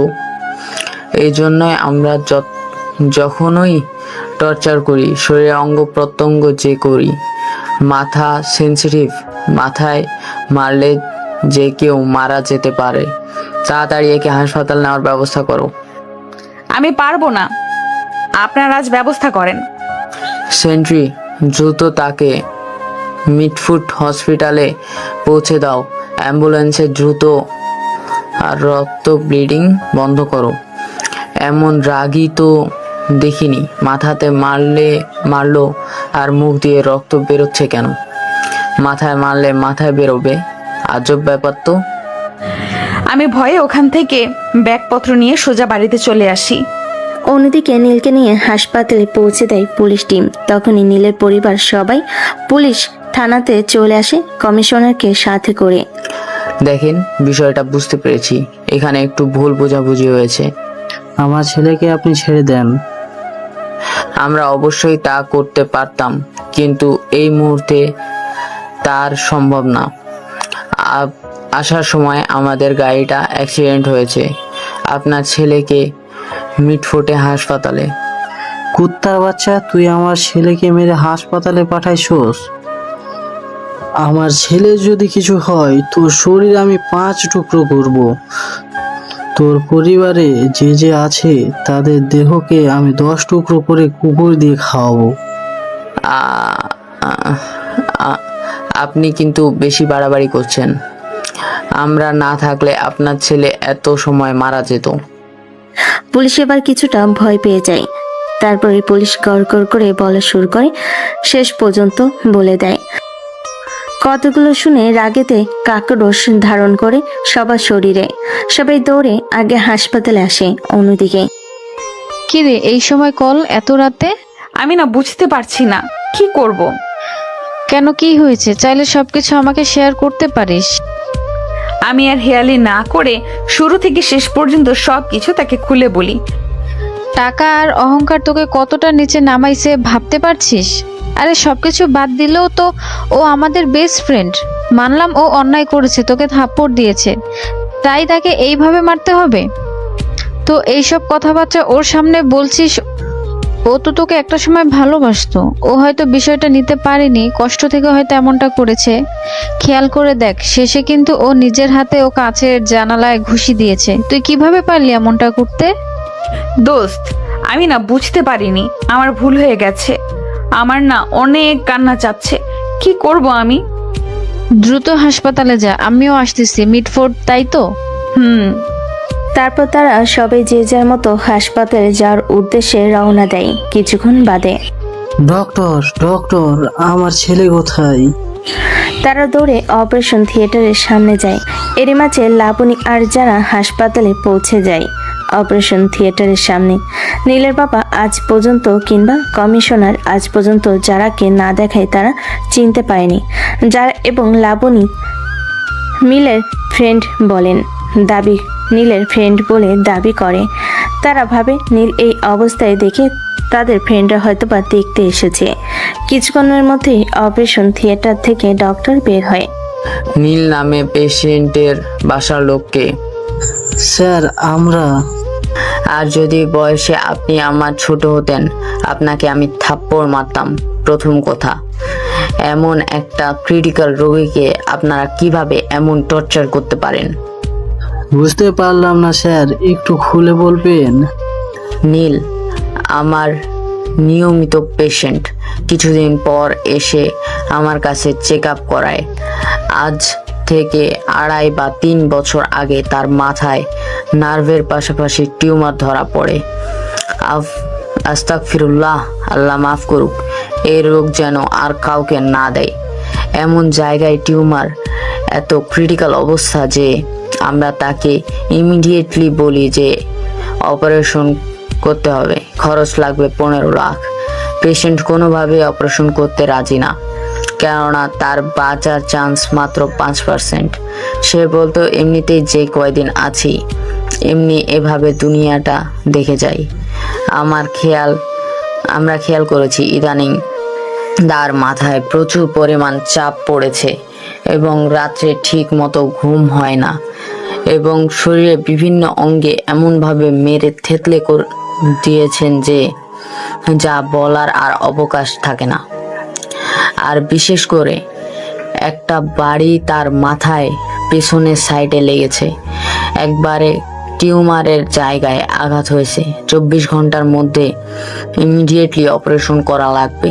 যদি বলেন আমার কাছে রোগীর বাঁচার চান্স কত, তাহলে আমি বলবো 99.99 বাঁচার চান্স নেই, শুধু 0.01% বাঁচার চান্স আছে।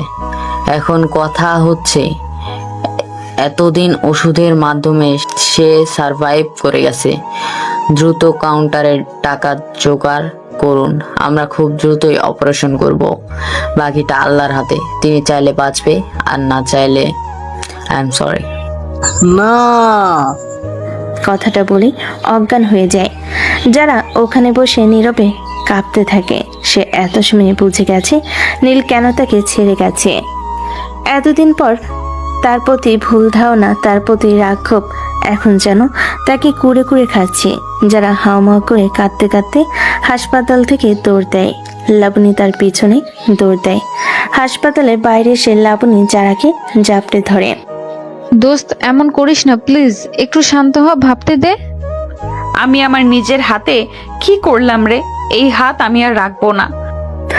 তার পাশে ছোট্ট করে দেওয়াল ছিল। দেওয়ালের উপরে তেলা কাটা দিয়ে এমনভাবে জয়েন্ট করা যাতে কেউ ঢুকতে না পারে। ওই তেলো কাটার উপরে জোরে জোরে নিজের হাত মারতে থাকে। তার হাত দিয়ে অনবরত রক্ত পড়তে থাকে। সে নিজেকে আর কোনোভাবে সামলাতে পারে না। সেদিকে তার ভ্রুক্ষেপ নেই, তার মাথায় শুধু এখন নীল আর নীল। এর মধ্যে সময় চলতে থাকে। নীলের বাবা পাগলের মতো টাকা গোছাতে থাকে। তার শখের বাইকটা বিক্রি করে দেয় আর গ্রামে যে জমি জমা ছিল সব বিক্রি করে দেয়। সবকিছু মিলিয়ে 7 লক্ষ টাকার মতো। এখনো অনেক টাকা বাকি। অপারেশনে আর মাত্র 6 ঘন্টা বাকি। এখনো কাউন্টারে টাকা পরিশোধ হয়নি। সে কোনো রকম কাউন্টারে এসে, বাবা এই টাকাগুলো জমা নাও, অপারেশনের পরে বাকিগুলো দিব। রোগীর নাম কি? নীল। আজকে রাতে তো অপারেশন, তাই তো? রেফার ছাড় করবে, তাই তো? টাকা তো দেওয়া হয়ে গেছে। টাকা দিল কে? সেটা বলতে নিষেধ করে গেছে, বলতে পারবো না। বাবা তোমার হাত দুইটা ধরি প্লিজ, বলো এত বড় উপকার কে করলো? টাকা কে দিছে প্লিজ বাবা বলো। কাউন্টার ম্যানেজার তাও বলতে নারাজ, কিন্তু তাদের পরিবারে এত চাপ, এত অনুরোধ শুনতে শুনতে একটা সময় বাধ্য হয়ে বলে দেয়। জারা নামে একটা মেয়ে কেমন কান্না করতেছিল আর টাকা দিতেছিল। গায়ে কালো কালারের একটা চাদর দিয়ে মোড়ানো। আর কিছু বলতে পারবো না, এখন যান। তারা সবাই অপারেশন থিয়েটারের সামনে চলে আসে। এসে দেখে কালো কালারের চাদর দিয়ে মোড়ানো একটা মেয়ে বসে বসে কান্না করতেছে। পাশ থেকে আরেকটা মেয়ে তাকে সান্ত্বনা দিচ্ছে। মা তোমার নাম কি যারা? যারা কান্না জড়িত মাথাটা তুলে হ্যাঁ সূচক উত্তর দেয় মাথা নেড়ে। তুমি এতগুলো টাকা কেন দিলে মা?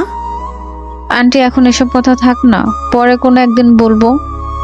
এভাবে দেখতে দেখতে আরো চলে যায় প্রায় 5.5 ঘন্টা। এর মাঝে ডাক্তার অপারেশনের ডেস্ক পরে হাজির। আমি ও জীবনের সবচাইতে অনিশ্চিত অপারেশনে যাচ্ছি, জানি না কি হবে। দোয়া করবেন, বাকিটা আল্লাহর হাতে, সবাই দোয়া করেন। কথাটা বলে ডাক্তার অপারেশন রুমে প্রবেশ করে। এদিকে সবার চোখে পানি, যার জন্য কাঁদতে কাঁদতে পাগল প্রায়। এজন্যই মানুষ বলে সবসময় চোখের সামনে যেটা দেখা যায় সেটা নাও হতে পারে। সময় থাকতে সময়ের মূল্য দিতে হয়। অসময়ে সময়ের মূল্য দিয়ে তা কোনো কাজে আসে না। যে চোখের পানিগুলো মানুষটা থাকতে দেখানোর কথা ছিল, সেই চোখের পানি মানুষটা যখনই তখন পড়তেছে। এই চোখের পানি কি আদৌ মূল্য আছে? বাস্তবতা করুণ ভয়াবহ।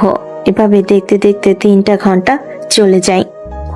3 ঘন্টা পর ডাক্তার অপারেশন রুম থেকে বের হয়। যারা এক দৌড়ে লাফ মেরে গিয়ে ডক্টরের পায়ে পড়ে যায়। ডক্টর, আমার নীল কেমন আছে? এমন কোনো কথা বলবি না যেটা আমি শুনতে চাই না। আপনারা শান্ত হন। অপারেশন সাকসেসফুল, আলহামদুলিল্লাহ। আল্লাহর অশেষ রহমতে, তার লক্ষ কোটি শুক্রিয়ায়। তবে খারাপ খবর হচ্ছে রোগী কোমায় চলে গেছে। তবে সে আউট অফ ডেঞ্জার। সে কোমা থেকে কবে ফিরবে তাও আমি নিশ্চিত না। তবে রোগীটাকে বাঁচাতে পেরে আমি সত্যিই খুশি। বিগত 2 বছরের প্রচেষ্টা আজকে সফলতা পেল। তবে অপারেশনটা আগে করলে আর এমন ক্রিটিক্যাল পরিবেশ না হলে বিষয়টা ভিন্ন হতে পারত। আগামী 1 মাস রোগীকে হাসপাতালে রাখতে হবে। অবস্থা যখন ভালো হবে তখন রিলিজ করে দেওয়া হবে। তবে রোগীর এখন টোটালি বেড রেস্ট, যত্ন, হাতে পায়ে মাসাজ করা, সুন্দর সুন্দর সময় উপহার দিতে হবে যাতে সে ভিতর থেকে ভালো হওয়ার চেষ্টা করে এবং কোমা থেকে ফিরে আসে। যারা এখন উঠে দাঁড়িয়ে লাবণীকে ধরে কাঁদতে থাকে। তারপরে যারা কি যেন মনে পড়ে, সে ওখান থেকে দৌড়ে বের হয়ে রিক্সা নিয়ে একটা নির্দিষ্ট গন্তব্যের দিকে রওনা দেয়। তখনই আচ্ছা মা, তুমি বলো তো ওই মেয়েটা এমন করলো কেন, আর এমনই করছে কেন? মা বলো না, কেন এমন করছো? আসলে তেমন কিছু না। না মা, আমরা কাউন্টার থেকে শুনেছি ওই মেয়েটাই অপারেশনে টাকা দিছে, কিন্তু কেন করলো? আন্টি, ও হলো চৌধুরী ইন্ডাস্ট্রিয়াল কোম্পানির মালিকের একমাত্র মেয়ে যারা চৌধুরী। নীল যে কোম্পানিতে কাজ করতো না, এদের কোম্পানিতেই। তবে আমরা সবাই একসাথে পড়াশোনা করেছি, সে কলেজ লাইফ থেকে ইউনিভার্সিটি লাইফ সব একসাথে। তখন ওদের মধ্যে একটা সম্পর্ক হয়। তবে যতটুকু এখন বুঝেছি, নীলের এই রোগটা ধরা পড়ার পর নীল জারার থেকে নিজেকে আলাদা করে নেয়। এরপরে একে একে সমস্ত ঘটনা খুলে বলে লাবণী, শুরু থেকে শেষ পর্যন্ত। আন্টি প্লিজ, আঙ্কেল প্লিজ, ওর উপরে রাগ করবেন না। ও সত্যি অনুতপ্ত। আর কি পরিমাণ কষ্টের মধ্যে আছে আপনারা তো দেখতেই পাচ্ছেন। ও সুন্দর জীবনটা কেমন যেন অসুন্দর অগোছলো হয়ে গেছে। ও নিজে বাঁচতে চাইছে না, বারবার সুইসাইড করতে যাচ্ছে। ওকে আর কষ্ট দিয়ে কোনো কথা বললেন না প্লিজ। আমি ওর হয়ে আপনাদের কাছে মাফ চাচ্ছি। অন্যদিকে যারা সোজা নীলদের বাসায় চলে যায়। বাসে গিয়ে কলিং বেল বাজাতেই সিদ্রাতুল দরজা খুলে দেয়। মামুনি, নীলের রুমটা কোন দিকে? ভাইয়া তো এখন হসপিটালে, ভাইয়ের অপারেশন। তোমার ভাইয়া ঠিক হয়ে গেছে, অপারেশন ভালো হয়েছে। কিছুদিনের মধ্যে বাড়িতে চলে আসবে। তোমার ভাইয়ের রুমটা দেখাও। আমি আপনাকে চিনি না, কেন রুম দেখাবো? আমি তোমার ভাইয়ের বন্ধু যারা। ও, তাহলে তুমি সেই যারা? আমি যখন ছোট ছিলাম ভাইয়া তোমার কথা আমাকে অনেক বলতো, কিন্তু মাঝে কি যেন হয়ে গেল, তখন আর তোমার কথা বলতো না। সিদ্রাতুল যারাকে নিয়ে নীলের রুমে যায়। যারা তন্ন তন্ন করে একটা জিনিস খুঁজতে থাকে। পরিশেষে পেয়ে যায় ডায়েরিটি। তখন যারা নীল রিলেশনশিপে ছিল, তখন নীল প্রায় বলতো তার জীবনের সমস্ত অগোছালো স্বপ্নগুলো ডায়েরিতে লিখে রাখতো। তাই ডায়েরিটি খুলে পড়তে থাকে। প্রথম দিকে তাদের সম্পর্কে সকল রোমান্টিক কথাবার্তা, সুন্দর সুন্দর মুহূর্ত লেখা থাকলো 102 পাতার পর। জীবন কতটাই না রহস্যময়, করুণাময়। আমরা যখন যা চাই তা কখনো পাই না, আর যখন যা চাই না তা পেয়ে যাই। ইস, তোমাকে নিয়ে যদি আমি ছোট্ট একটা সংসার করতে পারতাম কতই ভালো হতো। তোমাকে রানীর মতো রাখতাম, আর আমি হতাম আমার ছোট্ট রাজ্যের একমাত্র রাজা। আমাদের ভবিষ্যতে একটা ছোট্ট রাজকন্যা আসতো, আমাদের ছোট্ট সুন্দর সংসার হতো। কিন্তু আমি যে বক্ষব্যাধিতে আক্রান্ত, আমি জানি এখান থেকে ফিরে আসা আমার পক্ষে সম্ভব না। আমি যদি এই কথা তোমাকে বলি তুমি কষ্ট পাবে, নিজের ক্ষতি করার চেষ্টা করবে, তা আমি জানি। আমি না হয় তোমার থেকে খারাপ হয়ে তোমার থেকে সরে যাই। আমি না হয় কিছুদিন পরে উপর থেকে তোমার সাজানো শোকের সংসার তোমার স্বামীর সাথে দেখব। আমার অপূর্ণতার স্বাদের মেয়ে তুমি অন্য কারোর সাথে তৈরি করবে, তা আমি দেখব। সব কিছু নিজের না হয়েও অন্য জিনিসের তৃপ্তি পেতে হয়, সেই তৃপ্তিটাই আমি না হয়ে পাই। আমি যদি লিখতে থাকি তবে লেখার পাতা শেষ হয়ে যাবে, তবে ব্যথাগুলো শেষ হবে না। ডায়েরি বন্ধ করে হু হু করে কাঁদতে থাকে যারা। সে যা আন্দাজ করেছিল সেটাই সত্যি। তার মানে যারাকে ভালো রাখতে যার থেকে দূরে চলে গিয়েছিল নীল। তারপর এভাবে দেখতে দেখতে একটা মাস চলে যায়। এই একটা মাসে যারা প্রত্যেকটা দিন হাসপাতালে থেকে নীলকে নিজে হাতে দেখাশোনা করেছে নীলের মায়ের সাথে। নীলের পরিবার বারবার তাদের বাড়িতে ফিরিয়ে নিতে গেলেও কখনো যারা যায়নি। নীল এখন হুইল চেয়ারে বসে চলাফেরা করে। সে শরীরের কোনো অঙ্গ প্রত্যঙ্গ নাড়াতে পায় না, চোখ দিয়ে দেখতে পায় আর কান দিয়ে শুধু শুনতে পায়।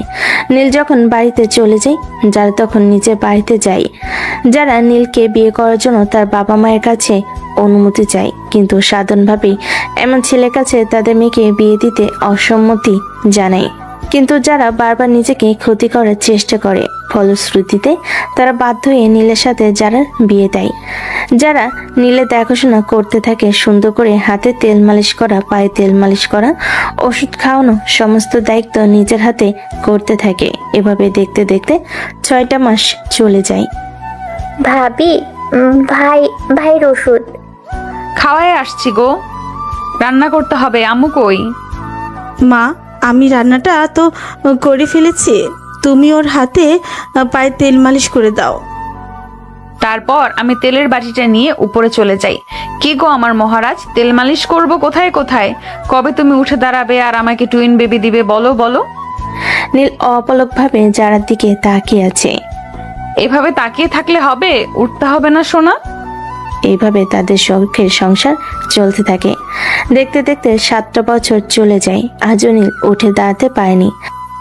একদিন নীলকে পিছনে হুইল চেয়ারে বসিয়ে রেখে যারা মাগরিবের নামাজ পড়ছিল, নামাজ পড়া শেষ করে উঠে দাঁড়িয়ে পিছন ফিরে তাকাতেই সে যা দেখে তার চোখ যেন আটকে ওঠে। নীল বলেই আমার উপরে ঝাপটে পড়ি, ওর বুকে মাথা রেখে কান্না করে দেই হু হু করে। আসলে যারা যখন পিছনে ফিরছিল তখনই নীল আস্তে আস্তে হুইল চেয়ার থেকে উঠে দাঁড়ায়। উঠে দাঁড়াতেই বাকিটুকু আপনারা তো জানেনি। কি ব্যাপার, কান্না করো কেন? এই 6টা বছরে মনে হয় 6 লক্ষ বারের উপরে আমার কাছ থেকে টুইন বেবি চাইছো। আজকে টুইন বেবি দিতে হবে না তোমাকে। আর তোমাকে ধন্যবাদ আমার অর্ধাঙ্গিনী। তোমার এই যত্নকে আর ভালোবাসা না পেলে হয়তো আমি এত দ্রুত কখনোই উঠে দাঁড়াতে পারতাম না। ভাবি, কি হলো? তুমি একা একা কার সাথে কথা বলো? ভাইয়া, মা, আপু, দেখো ভাইয়া উঠে দাঁড়িয়েছে। কথাটা শুনে সবাই দৌড়ে আসে। এসে দেখে সত্যি নীল উঠে দাঁড়িয়েছে। আস্তে আস্তে গুটি গুটি পায়ে হেঁটে এসে নীলের আব্বু আম্মুকে সালাম করে নিল আর বলতে থাকে, বাবা মা, এই দেখো আমি সুস্থ হয়ে গেছি। তোমাদের দোয়া বিফলে যায়নি। ধন্যবাদ মহান করুণাময় আল্লাহকে, যিনি আমাকে সুস্থ করলেন। এভাবে খুশি আনন্দ উৎসবে কিছুটা সময় চলে যায়। এরপর যে যার রুমে চলে যায় আর নীল আর যারা তাদের রুমে। কি ব্যাপার দুষ্টু রাজা, এইভাবে ভিলেন মার্কা তাকাচ্ছ কেন? আমার বিয়ে করে রেজিস্ট্রি করা দলিল করা দুষ্টু বউয়ের দিকে তাকাবো না তো কার দিকে তাকাবো? টুইন বেবি দিতে চাও নাকি? তা তো দিবই, কিন্তু তার আগে যে তোমাকে খাবো।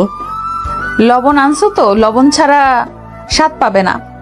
মিষ্টিতে কখনো লবণ লাগে না, মিষ্টি সবসময় মিষ্টি। তো আজকের মতো এখানেই পর্দাটা টাঙিয়ে দেই।